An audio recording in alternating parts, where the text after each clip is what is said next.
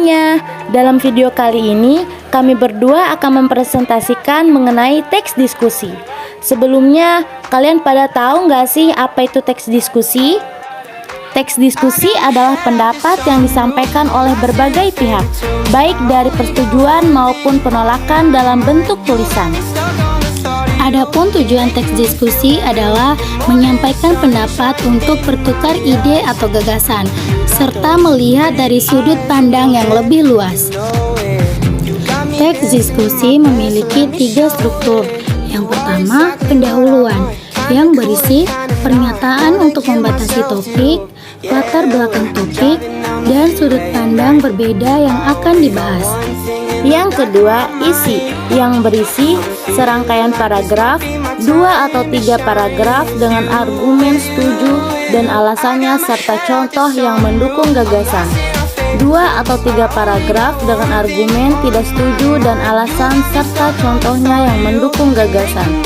Menggunakan bahasa persuasif dan menggunakan bahasa kohesif untuk menghubungkan gagasan atau untuk menunjukkan perubahan pendapat. Dan yang ketiga adalah simpulan, yang berisi simpulan argumen dari 2 sisi, mengevaluasi argumen yang paling efektif, dan rekomendasi satu sudut pandang berdasarkan argumen yang disajikan. Gagasan utama dan gagasan pendukung teks diskusi. Gagasan utama yaitu inti dari sebuah paragraf, ide pokok menjadi dasar pengembangan paragraf.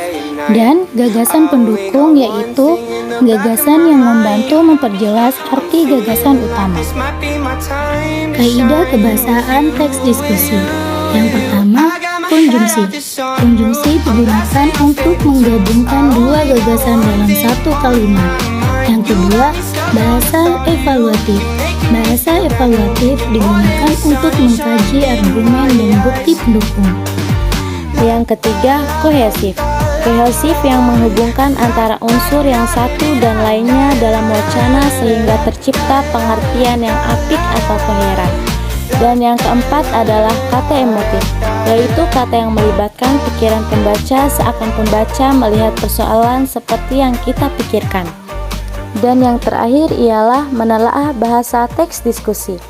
Yang pertama, audiensi. Apakah bahasa yang kamu gunakan dapat meyakinkan pembaca atau pendengar?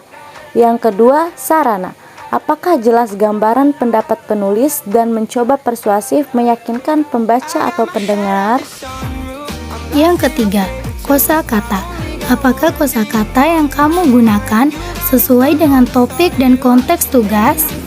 Dan yang keempat, gagasan.